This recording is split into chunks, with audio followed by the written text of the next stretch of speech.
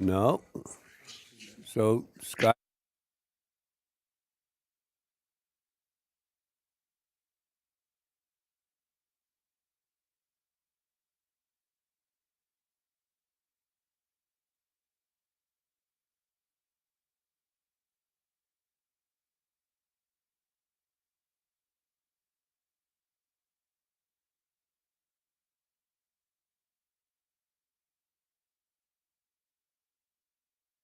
when the green comes on, your microphone is live.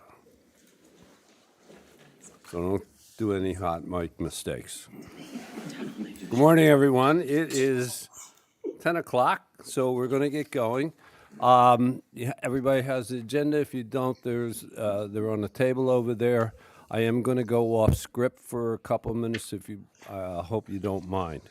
As we will see, there's a child care subcommittee update today, and one of the great things that our subcommittee did, they got together with a subcommittee from GIC, and they collaborated. And I think it was, we're very proud that you did that. It was a good collaboration. I am also involved in a couple of regional think tanks, and there is a task force that has been put together to deal with a 20-year plan for the region. It is being headed by our former secretary, Soloco Secretary, Mr. Tom Lennox. And I put this first because Tom has to leave. I've spoken to those representatives, and I would like to offer to the board that we adopt that task force as a subcommittee or task force of Soloco. And that would be, we wouldn't have to commit any staff because they already have a group together, which includes Councilman Kemp, Dan Wood from Bluffton, of course, Tom Lennox, and a few others. And that subcommittee would do like all the other subcommittees. Come to us, give us regular reports, and when they're complete their task and their mission, they would come forth with recommendations for all the jurisdictions. So what I'd like for the board to do is ask any questions of Tom Lennox, who's going to head that task force, and then after all questions are done, have a vote on whether or not we want to adopt that as a Soloco subcommittee. I'm sorry I didn't prep you for this. This is, I haven't talked to anybody. I'm sorry about that, so I just didn't have time. So any questions about this proposal from the board first? You let me off easy. Are you going to have him clarify exactly what the mission of the task force is? Just like any other task force that we have Soloco, step one is their mission statement. What do they want to accomplish? And I'll ask them to, once they have that formed, that they come to Soloco and present that to us. And then any regular updates that they might have when they're ready. And then just, again, as we may hear from the child care, when they're done, they'll come to us and say, here's what we think you as jurisdictions should do. And that's the same thing we did with the housing trust, the stormwater ordinance, everything else that Soloco has done. Mayor, if I could? Yes, for the record, Patsy Bryson, Town of Hilton Head, Town Council. The mayor regrets he couldn't be here today, but sounds like a great idea. I know Mr. Lennox. I'm familiar with his work, and I would certainly support making this a subcommittee. And if anybody has any questions for Mr. Lennox about what they want to accomplish, I asked him to come here today. I know he has another appointment, so if there's any questions about this task force, Tom's here to beat him up if you'd like. Come later and do a presentation. I think that's a good idea. Tom, you good with that? Say again? We would like, the board would like you, once you get organized, if you don't mind, to come here when you're ready and give a presentation on what you want to accomplish. Sure will. Good idea, Mayor. So I'd like to ask the board, would you like this task force to proceed as a task force of Soloco, or do you want to wait till that presentation comes forward? Be in favor of it, but I think we need to hear what they're planning on doing. Okay. Anyone else?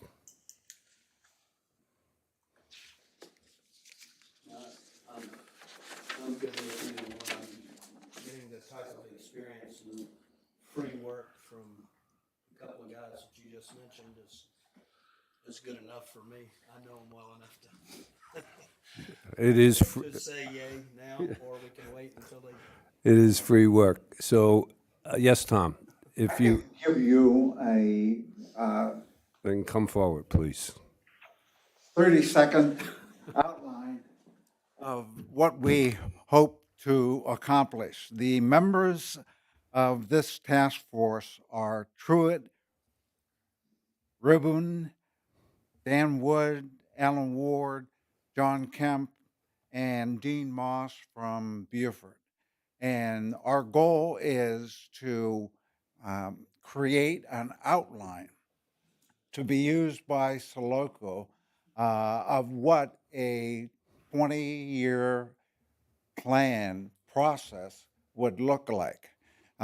Given the 9 or 10 elements required by the state in each local government's comprehensive plan, integrate that into an outline to be used.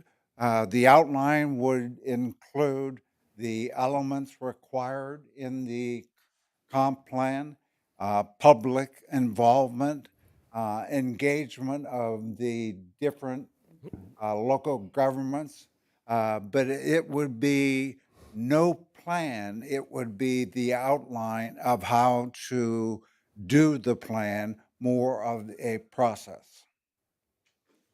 Okay. Thank you, Tom. So I know this is not on the agenda, and I surprised everyone. So why don't we, we'll take a vote at the next meeting, okay? And that way, I don't want to put anybody on the spot. I didn't prep you all, so. Mayor Williams, I think this will hopefully, after you hear Rob Merchant's presentation, it might be something that work in parallel with task force. Okay, With great. what Rob Merchant's gonna present today, and we'd like to present in more detail at another meeting. Great. So, Real quick, maybe this is clarified in the next meeting as the mission comes together, but I guess my only question, just based on the 30-second synopsis, would be how does the plan fit into some of the local municipalities or jurisdictions getting ready to revisit their comprehensive plans? So I know we're about a year out from that, so how would the plan fit into that structure? And maybe that's clarified later, but that's the only question that came to my mind immediately. The recommendation coming out of any recommendation to multi-jurisdictional bodies would be rigid flexibility. wow. Wow. Oh, wow. I'm going to have to Google that, Tom. Another Understood. point, thanks. All right, I think there's enough questions, and what we'll do is, everybody understands what it is. I'm sorry to surprise everyone. Let's not make any decisions. I'll put it on the agenda for a vote next month. And Tom, could you be prepared to speak again, or someone from the committee? Are you going to meet before then? Yes. So if you could have someone represent the task force and come before the board, and then the board can make a decision from there. Thank you. Okay. Thank you, board members, for tolerating my little surprise. So let's go on to the agenda now. The first item is the update on the results of the plastic bag survey. Councilwoman Chair Alice Howard will give us that. Yes, we extended it till April 1st. We needed more responses from businesses. I didn't bring them, Rod Merchant brought cards here. If you know of a restaurant owner in Beaufort County and others, we need more responses from businesses. And of course, we'll take more responses from individuals. It's been very good on individual responses. Was it over 3,000 last time I heard? So that's some great results. And then once we get the results, we're gonna schedule some public meetings around the county. The subcommittee that was formed for this had members of Keep Beaufort Beautiful on it, and staff from all over the county, from the planning staff primarily, from the municipalities and the county that came up with the survey, and some volunteer groups like the Port Royal Sound Foundation. And so as soon as we start getting that, we'll start populating what came out of the survey and getting response in public meetings to see what people think beyond the survey. And Coastal Conservation League deserves a lot of credit too for helping us with this. So it's still a work in progress. So please pick up some of these cards on your way out if you know a restaurant owner or business that would just fill it out. Didn't take very long to fill out the survey. Alice, would you like to be put on April's agenda after that survey is done? I'm not sure we'll be ready yet. I think more important is to have the Brook Boundaries and Subcommittee on your next agenda. Okay, all right, As so far as what, you'll let me know when you want to get on the agenda. yes, sir. Okay.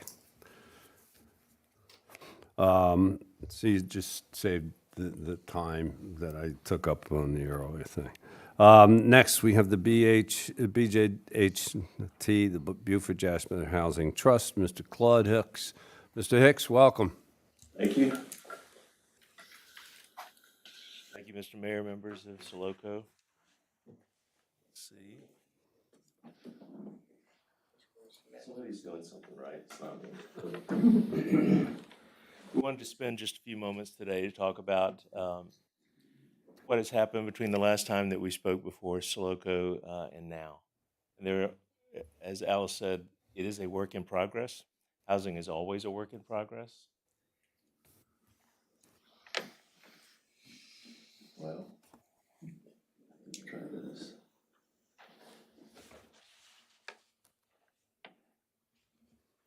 So this has got tape wrapped around it, so that might not be a good sign.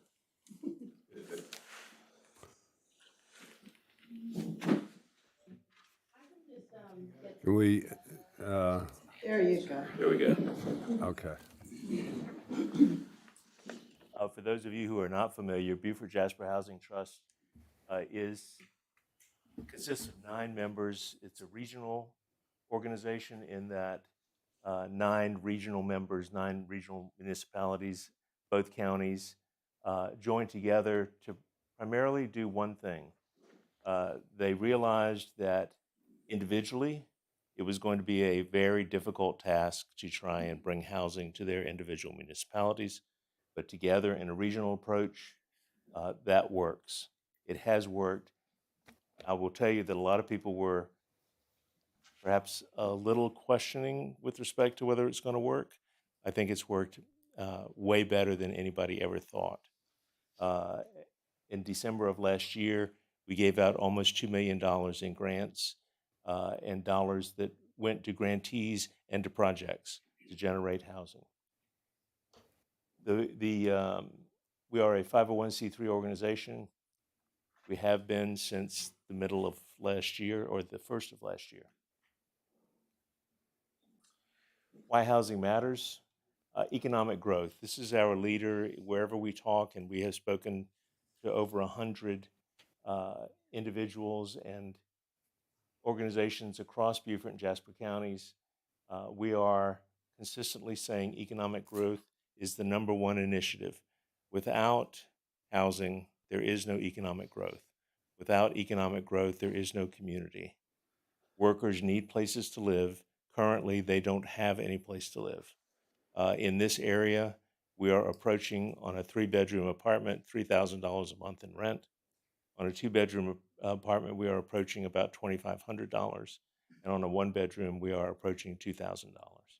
So those are all dollars that we expect and pricing that we expect is going to occur over the next 6 to 12 months. I'll go back one. Thank you.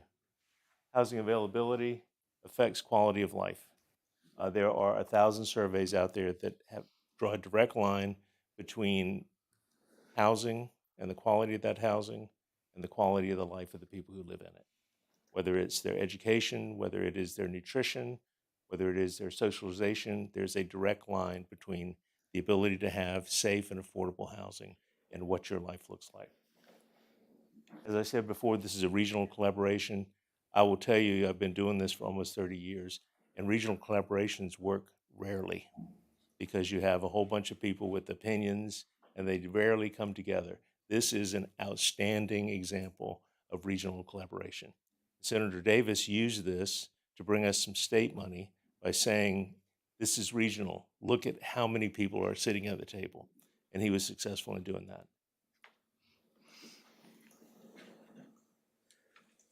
Here's some of the bad news. We have failed to get back to building permit level that we were at between 93 and 2002. It is rising slowly, and we expect that we may get a little bit of increase by the time we get to 2026, 2027. But right now we are holding steady on building permits. Well, does this include multifamily and single family? Yes.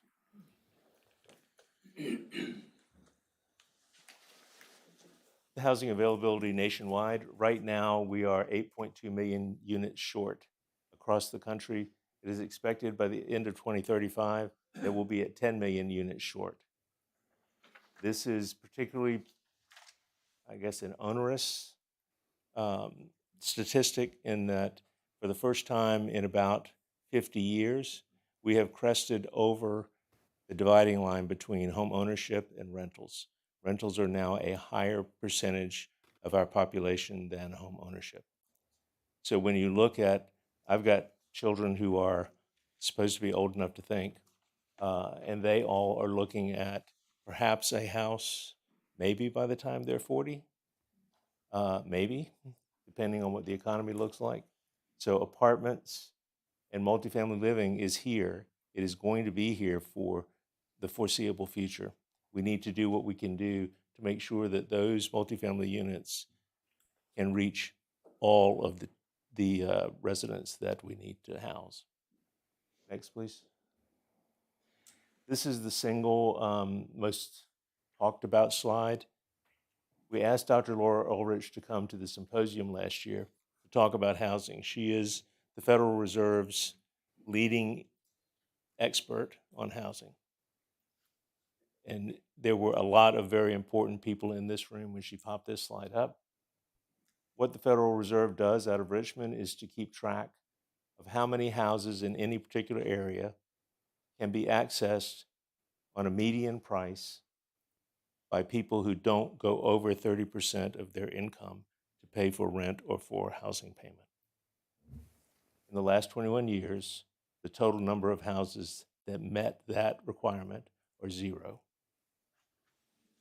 So there has been no house sold where the person buying it paid 30% or under of their total income for that house. What this tells you is that obviously there has been great success and great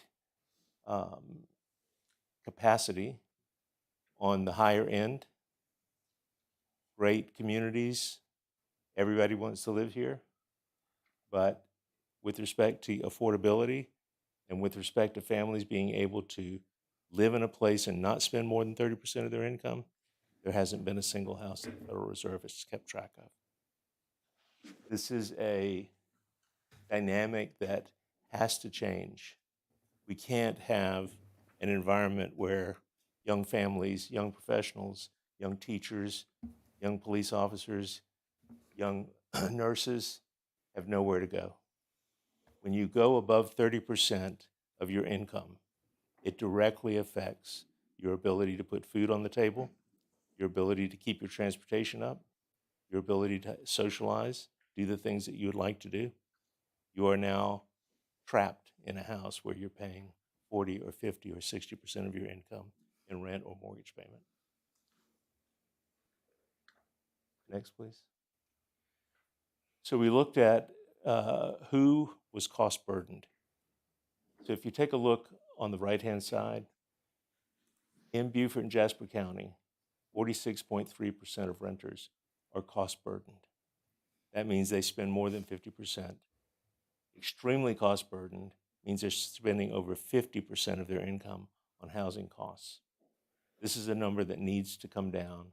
We need to be able to figure this out. And it's a variety of things. It won't be resolved by building housing. It will be resolved by higher wage employees, new economic and regional building and construction and development. So this is what we look like right now. The new HUD limits are going to come out within the next couple of weeks. So if you look at median family income, at 80% in Beaufort, that would be $80,700 per family. Their monthly affordability would be about $2,000. If you look at that family in the 80%, they have 2 parents and a couple of kids. They're looking at that 3-bedroom apartment. It's not 2018, it's closer to $3,000. So they're already in the hole. We expect when we get the new HUD numbers that the income is going to be higher, but the affordability is going to be higher as well because costs have gone up. So here's something that has happened here that has happened in a lot of regions and a lot of municipalities. You guys have heard about the missing middle. If you look right at the AMI percentage, you see 80 to 100%. Those are people who don't qualify for a tax credit or a subsidized rent, but they also don't qualify because they don't make enough money to buy a house. So they are stuck in the middle.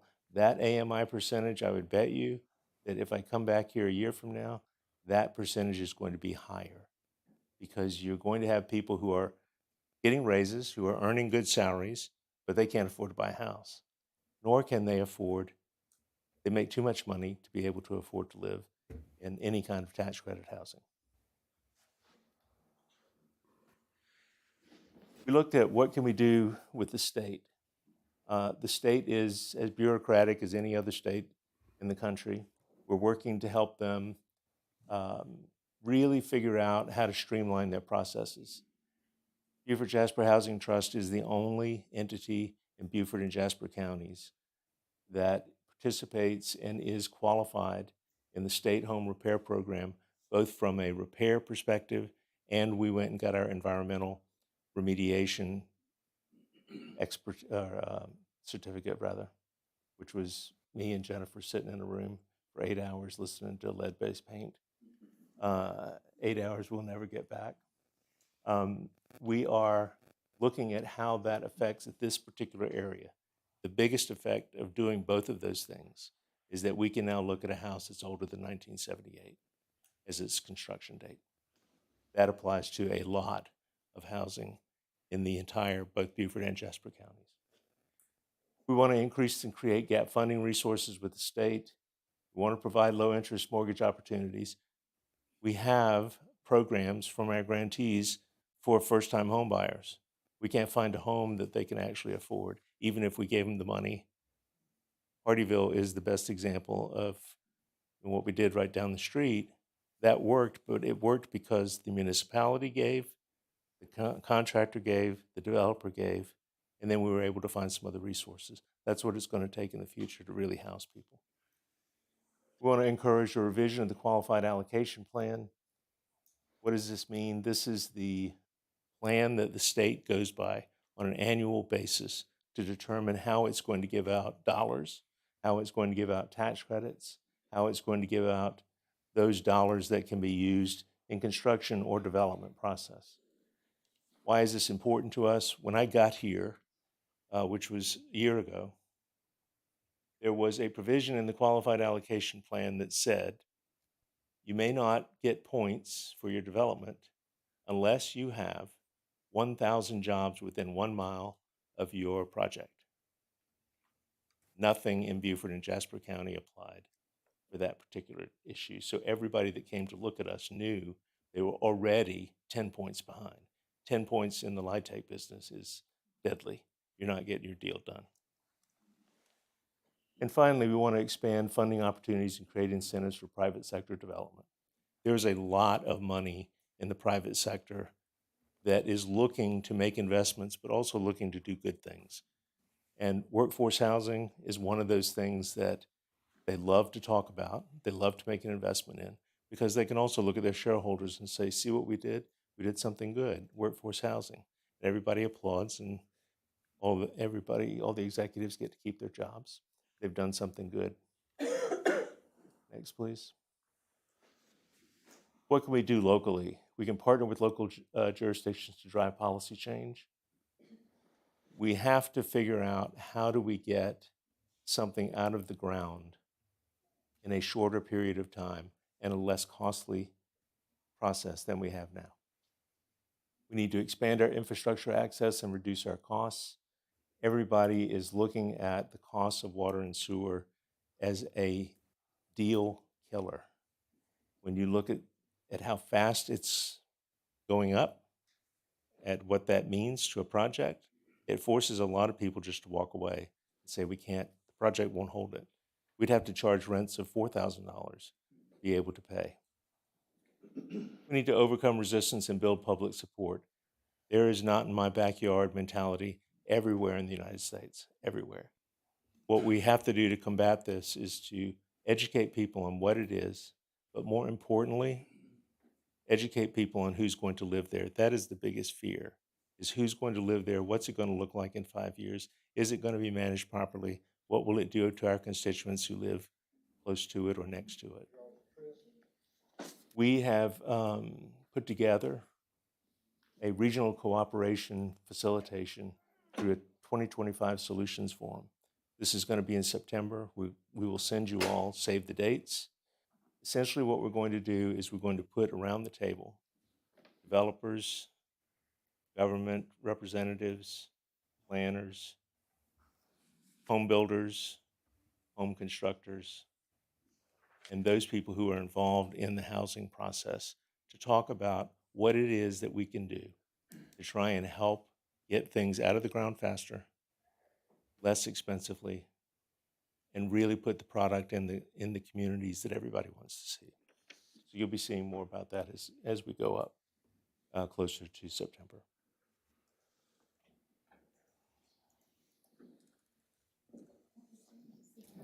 This is the save the date that you'll get, Blueprint for Change.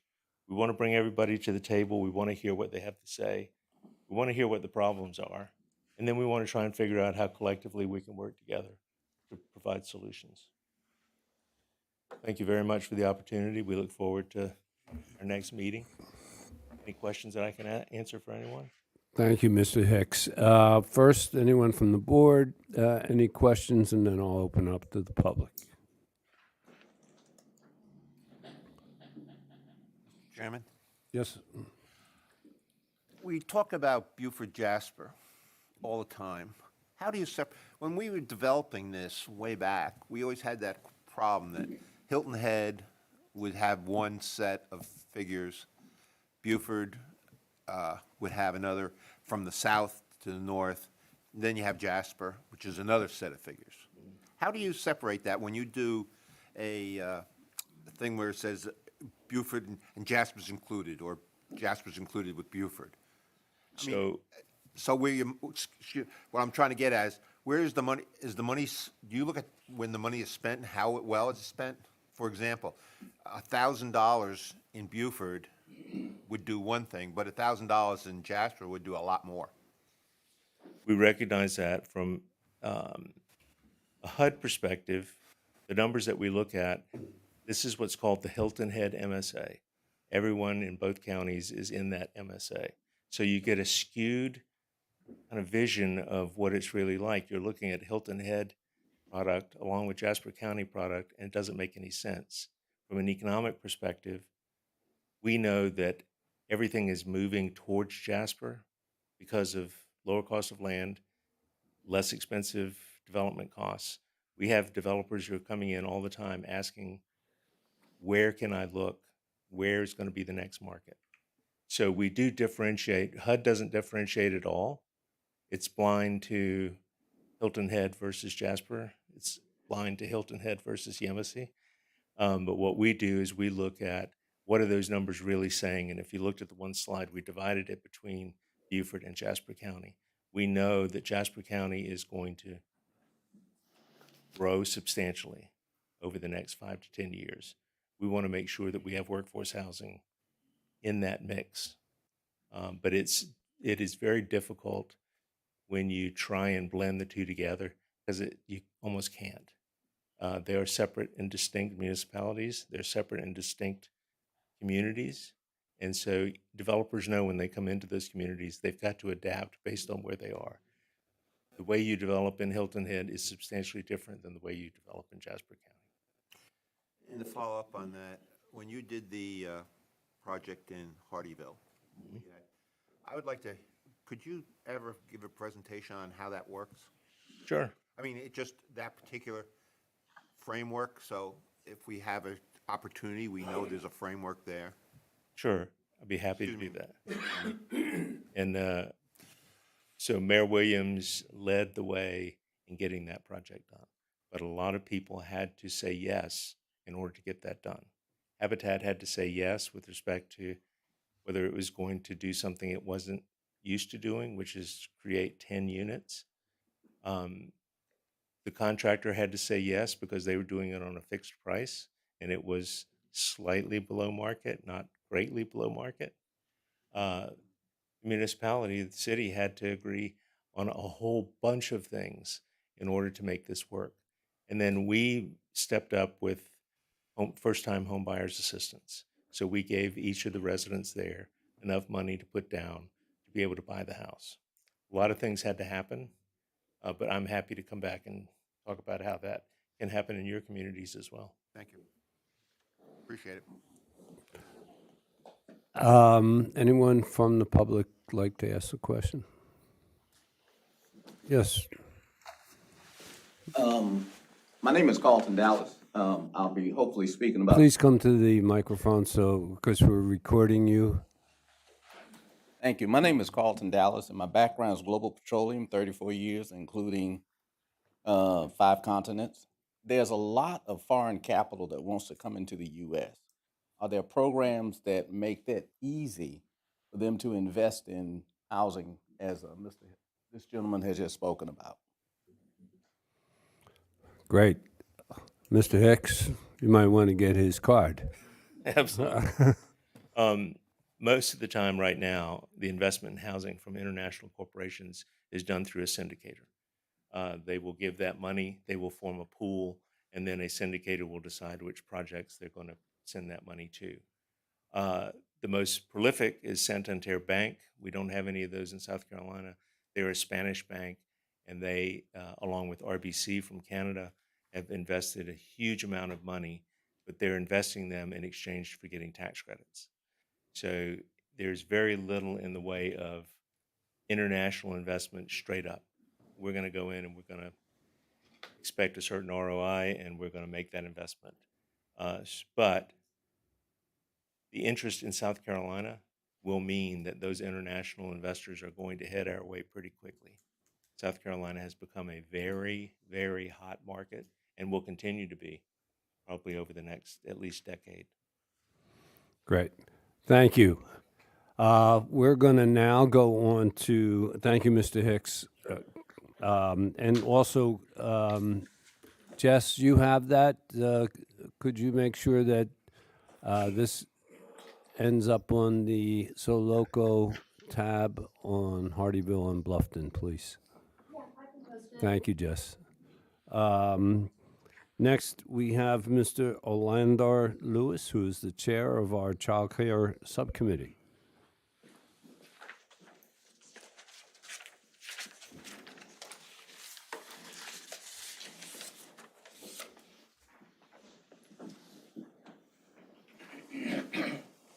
Welcome. I'd like to say good morning to the Soloco Board morning. and also Mayor Williams. So again, my name is Orlando Lewis.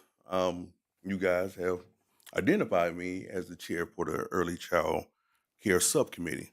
And our subcommittee comprises of members of Ms. Jody Levitt, Mr. McGill, also Mr. Tom Hines, and we have a new member who has joined us, and he's been very instrumental, Mr. John Score. We wanted to bring an action item to Soloco, and one of our first strategic recommendations is number one, that Soloco accepts the try-share resolution template. You all have a copy of that particular template in your possession. Next, we would like to recommend that Soloco distributes this resolution to all municipalities to sign up on this resolution. And then third action item is to present the signed resolution to the Beaufort and Jasper County State Delegation and champion this resolution in Columbia. I know we've had previous discussions about the tri-share model. I don't know if we need to do a refresher on this particular model as relates to what is currently taking place regarding the tri-share model. Just as a recap, the tri-share model was first initiated in Michigan. It's also being used in North Carolina as well. And as we indicated during the previous meetings, the tri-share model is a model that includes a 33% investment by the government, state government that is, a 33% investment by the employer, and then also a 33% investment from the employee to contribute toward the cost of childcare. And our request is that should the template be signed and championed in Columbia, that Beaufort and Jasper County be considered as a pilot location for this particular model to kick off in the state of South Carolina. This is a great recommendation. I speak for myself, of course. And the Soloco group, one of the great things about Soloco, in the past, we have gotten together and lobbied through resolutions on certain issues. The one that immediately comes to mind was with our support of the business license reforms that were done. And we all got together and supported that. Typically, and this is for the Soloco board, since this board has no legislative power, what we would ask the Soloco members to take this back and put it on your agenda to have your councils debate and decide whether or not they would support something like this. So, Mr. Lewis, and Mr. Score and all your committee members, thank you for this. This is exactly the kind of thing that we like to see come out of subcommittees, is a suggested action item such as this. So, any questions first from the board? Mr. Lewis, when I bring this to my council, I would like to include the source of the data that we have in here as well. Can you send that separately in an email to us? Yes, we can send that. Not a problem at all. Anyone else have a question about this? Yes, sir, Mr. Mayor. Have you had any preliminary conversations with representatives from the delegation, and if so, what's the feedback that they've provided? We have not. Okay. We just had our members from our subcommittee to do just some some legwork in other states to see, how it's progressing in those states. And so far, it's very successful. So once again, our goal is to make us a pilot for the use of this particular model. But no one as of yet. I think the action plan would be that each of the jurisdictions that are involved in Soloco, they would come back and say, okay, we support this resolution, and then we send it up to the state as a group. Yes. Whether that group is 100%, 80%, whatever, each jurisdiction would have to decide whether or not they would support this.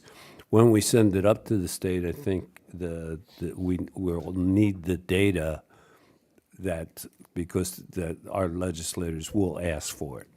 But first step is to make sure that the data is given to each jurisdiction, and each jurisdiction go back, and it's up to everybody here whether they want to do that, and ask their councils to support this resolution. Yes, sir. So I would suggest that to each member of Soloco, and it's not a requirement. It's what you each feel about this, and then we'll take whatever group of people we have or jurisdictions that we have and take it to the state. One question. Would it be possible for a presentation to council? Yes. I put it on the agenda, then We'd be more than happy. talk to council as a group and express your plan, basically. Yes, not a problem. So Orlando or Jody, whoever from your subcommittee, obviously our councils are going to, they're just not going to accept this. They're going to want to know about it. They're going to want to debate it. So I would suggest that each jurisdiction who wants you or one of the members to connect to have you come to their meeting. Is that acceptable? Not a problem. Okay, great. You all should have our contact information. Okay. I'll make sure you get an email that will indicate that. Right, okay. And, these are the kinds of things, this coordination, and I'm going to address Josh or anyone else like Mr. Wood who want to be the coordinator. And I did speak to Mr. Wood about taking on that responsibility for this child care subcommittee. So that would be if they, rather than everything come through me, it would go through that coordinator to make sure, they would make sure that it got out to whoever. And so that's I know I've had some questions from some of my recruits as to what this role would be. Okay, not a problem. This is a good example. And also, FYI, for the general public, we do have copies of the resolution available for you all as well. Yeah, everything should come to us electronically so we can make sure everybody has it. Okay, fantastic. Great. Thank you. Terrific. Anybody from the public have any questions for Mr. Lewis or any of the staff members? I do have a question. Go right ahead. I think you've run out your limit, though. I didn't see your hand up. You got it? Soloco is with the governments, right? Have you gone to the schools and asked the same thing? We have not. No. Would that be prudent for you to do that? I mean, you joint, because they're always, when you go to the school boards, they're always talking about early learning and all that. Right. So as a joint Jasper total or Beaufort total, it would be school board and Soloco? Well, one of the things that we're currently doing is we are assessing who would be great members to join the Soloco subcommittee, so we can have more dialogue regarding what is taking place, boots on the ground. But because this is an initiative that's targeting child care entities, we felt that we wanted to make sure that Soloco was the first entities to be engaged in this particular discussion, Thank you. being that it's a paid service for child care entities. Great. Thank you. Yes, sir. Okay, next we have, this is the Growth Boundaries Subcommittee, which we formed a couple of years ago. Mr. Rob Merchant was good enough to head up this subcommittee, so Mr. Merchant, you're up.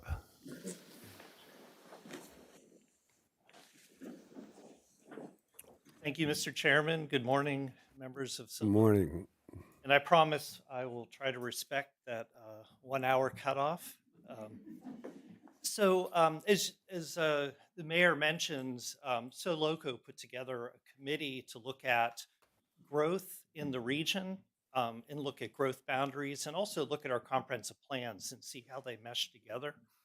If we can go to the next slide.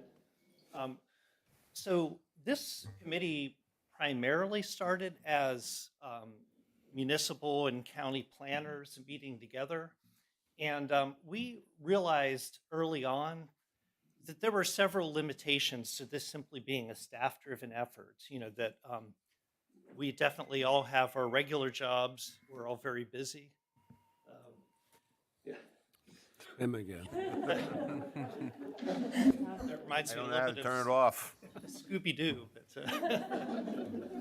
But we started at the local government level.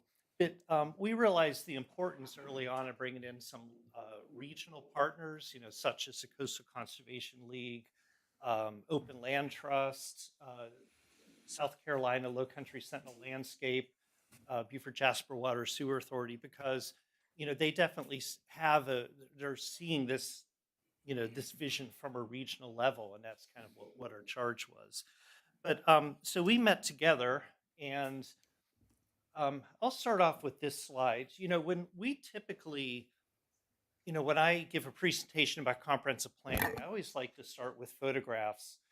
And one of the things that we always say to the community is that we're very diverse, but if we look at what we value most about the Lowcountry, we pretty much would all agree on the same things, that we love the natural beauty of our area, we love the landscape, the quality of life, the history, but we recognize that those things, that we're treasuring these things in a very dynamic environment, so we're growing very fast in the coastal county, and now, for a long time it was Beaufort, now it's Jasper County as the fastest growing in the state.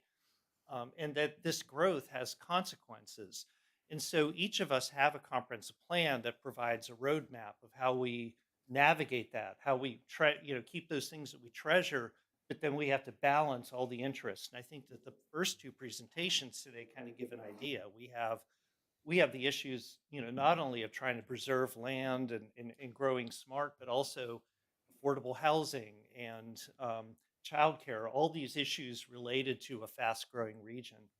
So really what we're proposing and what we want to present this morning is what we believe are some of the considerations or concerns about fast growth that we think are going to have greater consequence if we continue to plan separately. And I think that we can be in a better position to plan if we have a kind of a joint future land use framework, a joint roadmap among the region.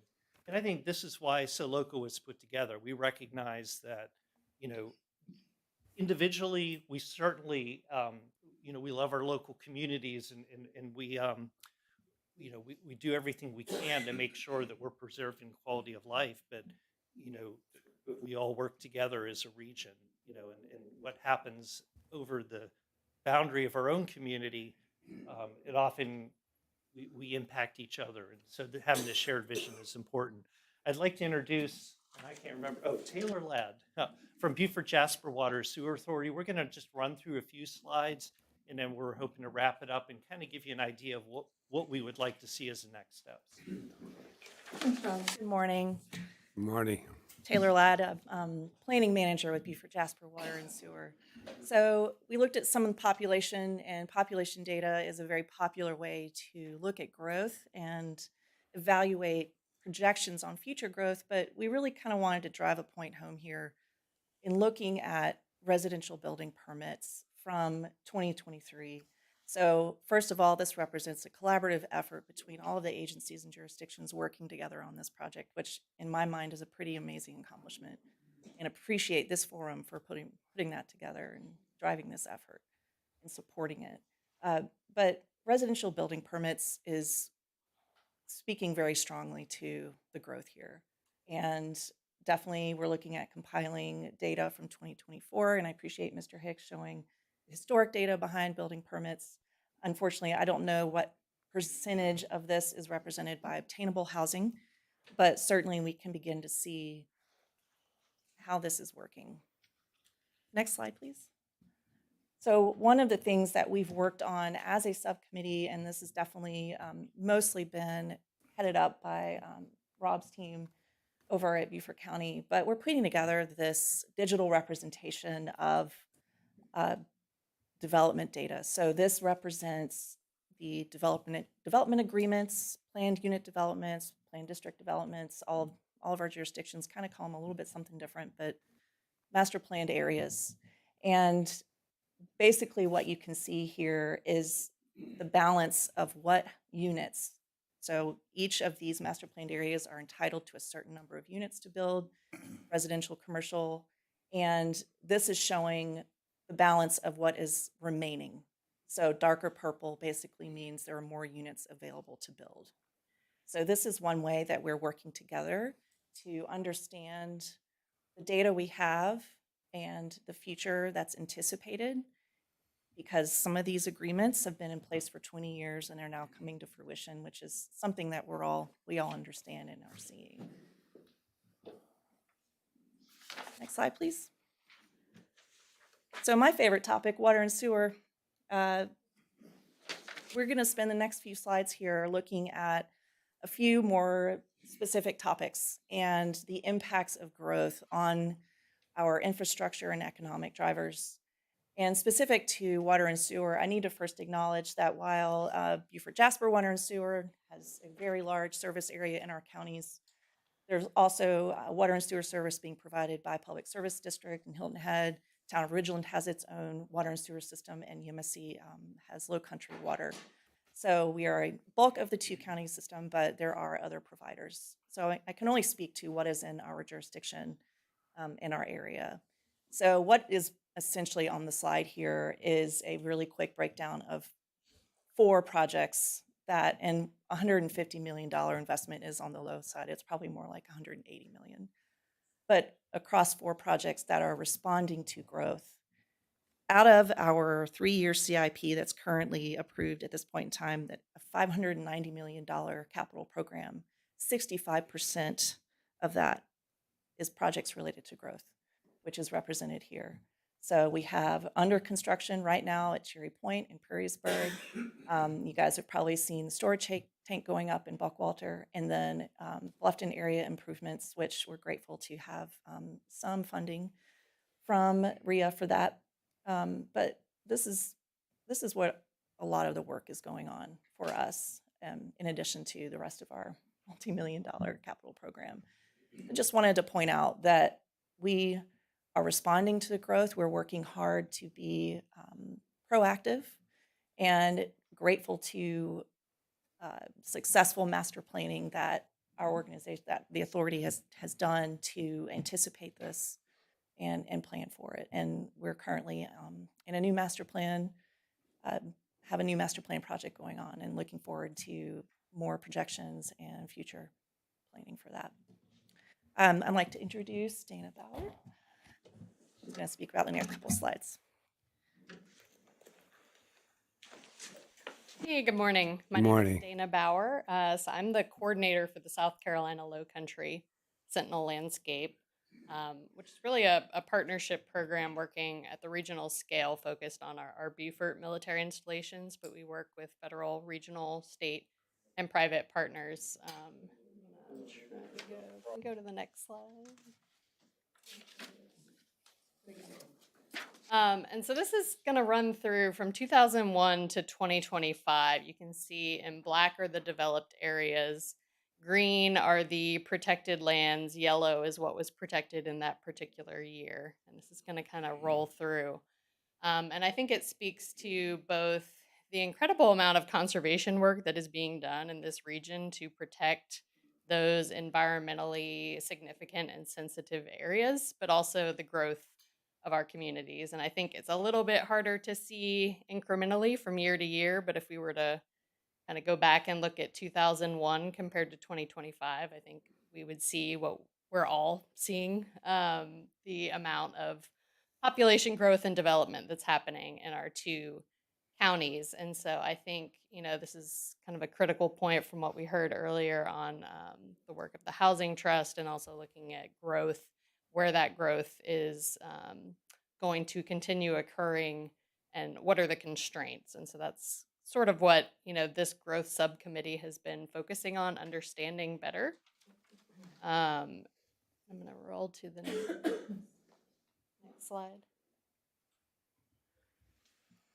And so, again, obviously, I work closely with the Air Station, Paris Island, and the Naval Hospital through this Sentinel Landscape Partnership. And so, in a growth context, recognizing that, this has a regional footprint. So, our military installations are in Beaufort and Port Royal area. But both from a military training aspect, there's a regional footprint across this. You can see this is a very cluttered map, but you can see the airspace and flight training corridors kind of in the blue and green snakes all over the map. So there's a regional training footprint, but also when we think about, our region really as a military community, both from an economic standpoint, you can see up in the corner there, the presence of the military is really a huge economic driver for the community. So across the 3 installations, we have over $2.5 billion each year that are generated. That's through jobs, contracts, services to support that population. And when we talk about growth and residential housing, obviously there's active duty independents that live, some of them on base, but a lot of them are out in the community, in addition to, retirees, veteran populations. And so, when we're looking at growth and really what we're talking about, what Rob spoke to is preserving quality of life. That's ultimately what we're kind of talking about is how can we support our community, support local economy, but preserve our low country quality of life? And just throwing in, so from a military context as well, when we look at preserving kind of the economic driver associated with our military, quality of life is increasingly becoming more and more of a component when you talk about future basing decisions and new missions coming to installations. They're increasingly looking at community quality of life for military. And so, one of the things we've been looking at is looking at that military community nexus when we're talking about growth and development.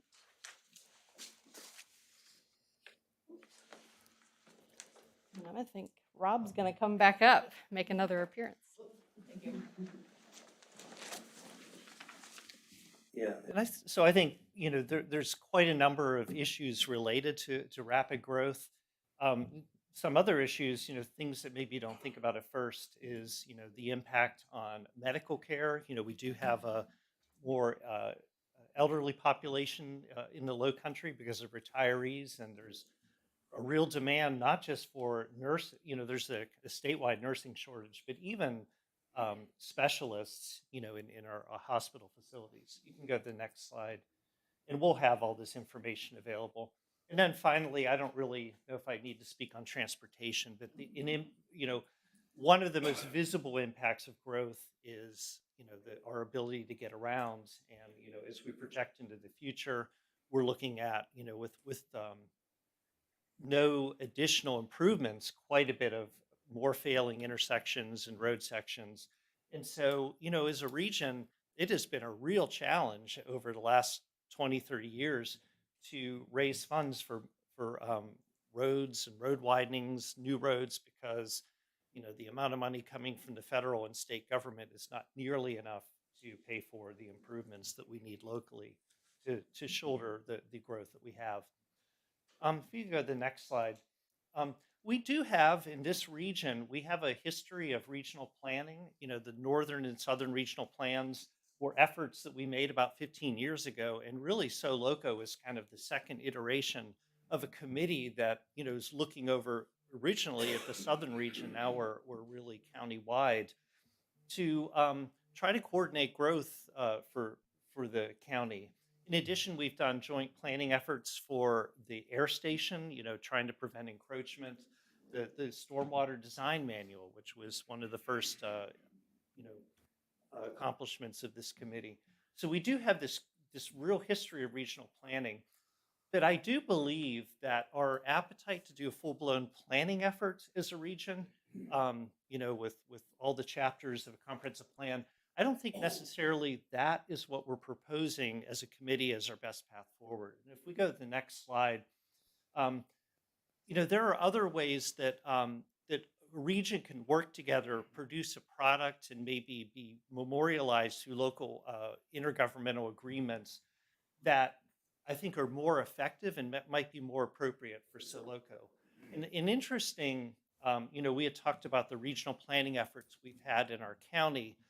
A couple years ago, I was invited to Williamson County, Tennessee, which is the county directly south of Nashville. It's actually one of the wealthiest communities in the country. I guess a lot of country music singers live there.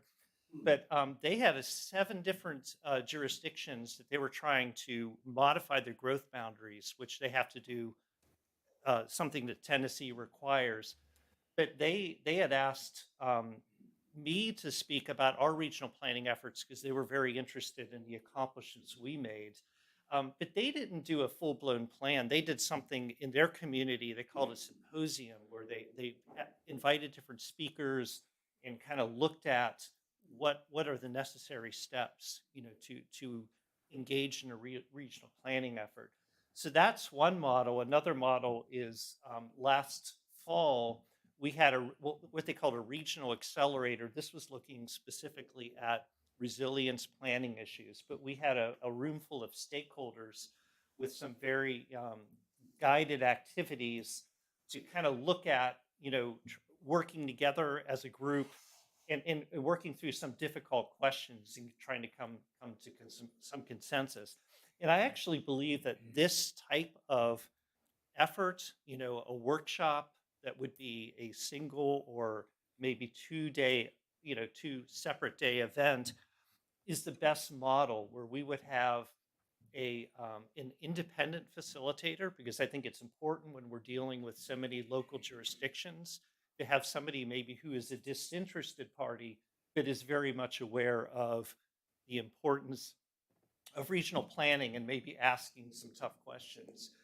And we also believe that this should involve elected officials and other stakeholders in a region, that having the decision makers at the table engaged in this process, I think is going to be making sure that is more in line with the wishes of the local jurisdictions, but also I think that would much, you know, ensure much greater chance of success.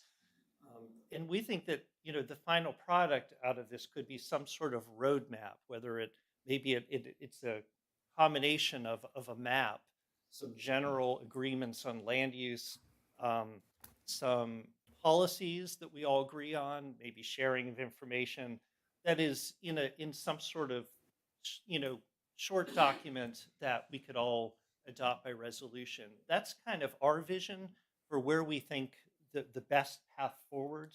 And I guess what we would like to request of Soloco is that our committee, we have some thoughts about what this might mean in terms of, you know, if we did hire an outside facilitator, what it might mean in terms of cost.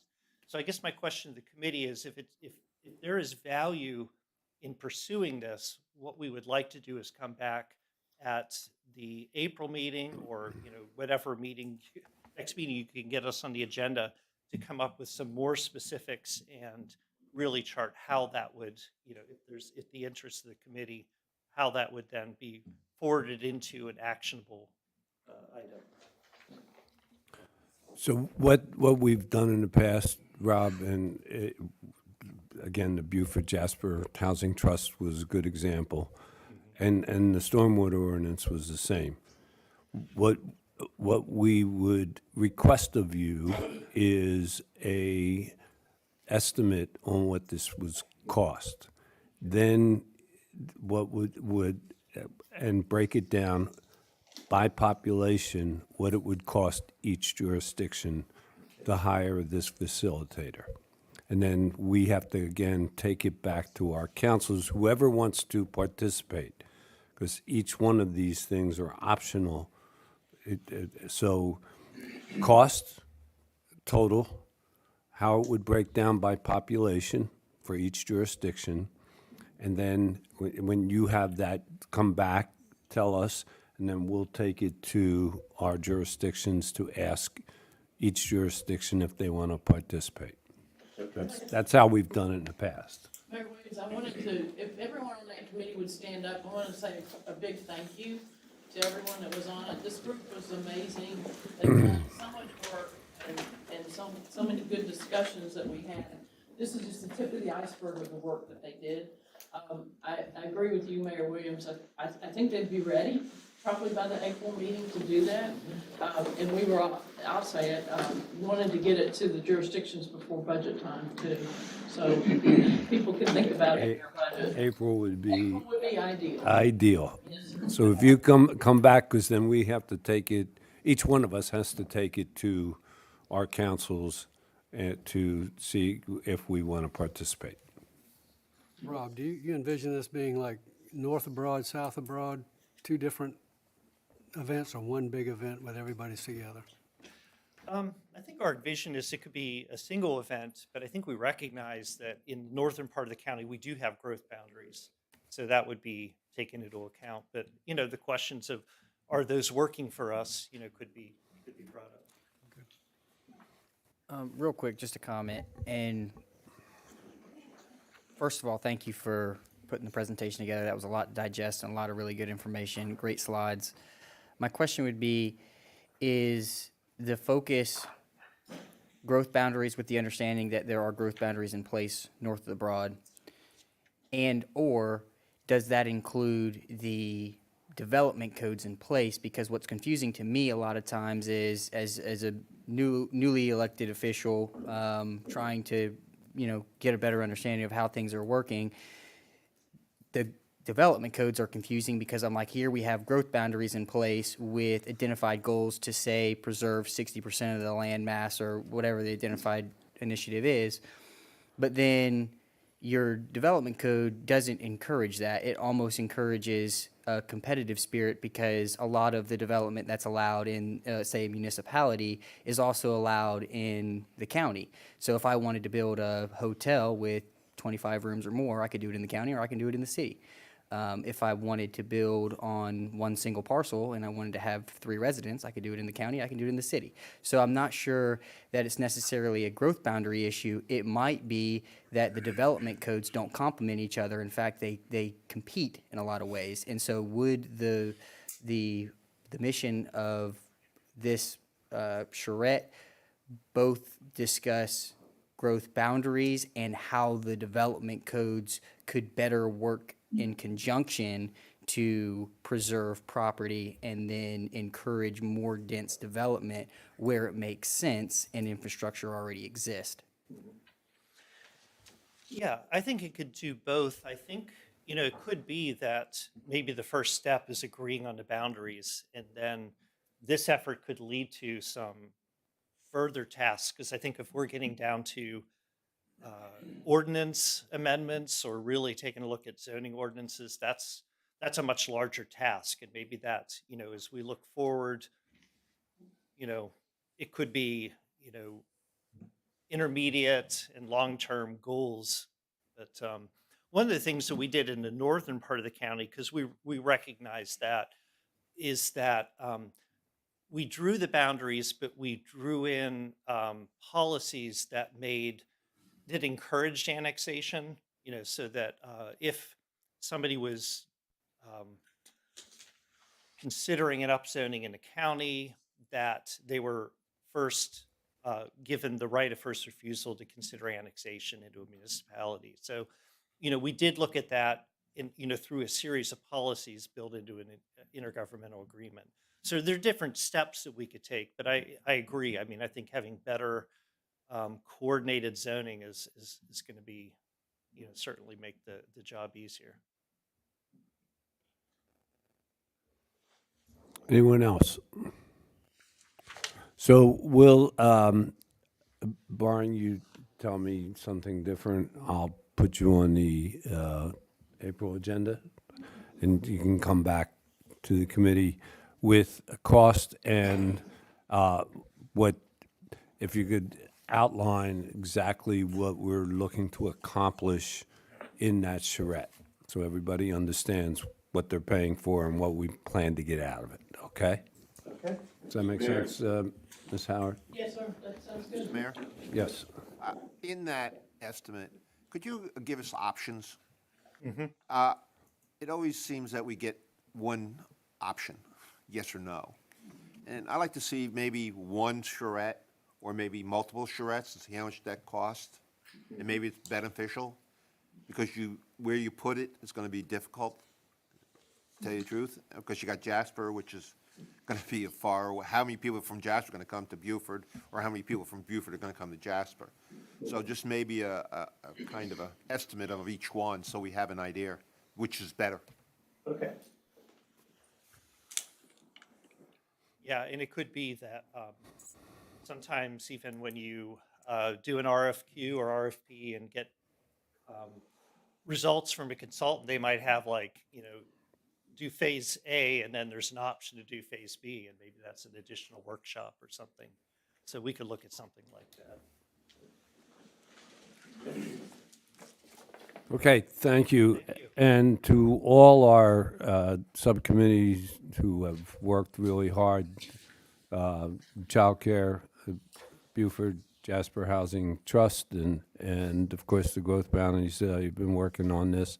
Thank you so much for putting in the time to help make our region a better place and a better planned community. So thank you on behalf of the board. Just real briefly, we have a couple of items already for April agenda. We'll ask the 20-year plan task force that is being planned to come forward. We'll put the growth boundaries on the agenda as well.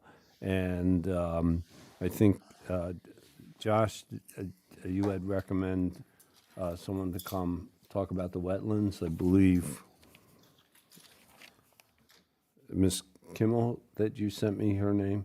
So I'll reach out to them because we told them we would put them on the agenda. The board put that as one of the things they wanted to hear about, okay?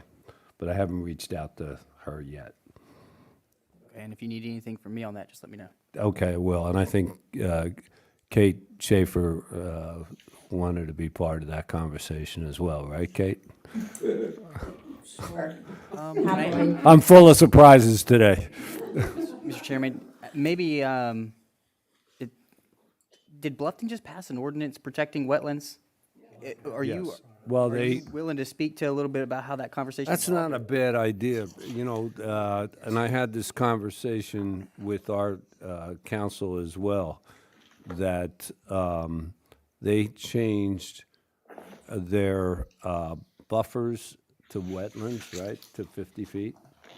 So maybe. Mr. Chairman, would you like me to just speak real quick on that? No, what I'd like to do is put you. I guess I just volunteered myself, right? I'd like to put you on the April agenda. Okay, yeah, should have kept my mouth shut. Because I'm already guilty of making this go over an hour. I don't want to add to my guilt-ridden conscience today. So we'll put down the Bluffton ordinance and Ms. Kimmel. Okay, I think I got enough to fill an hour. So. Okay,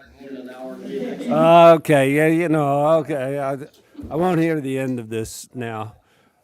Thank you all for joining us. I think it's some very productive updates. Again, thank you to everyone who worked on this. Have a nice day. Have a nice week, everyone.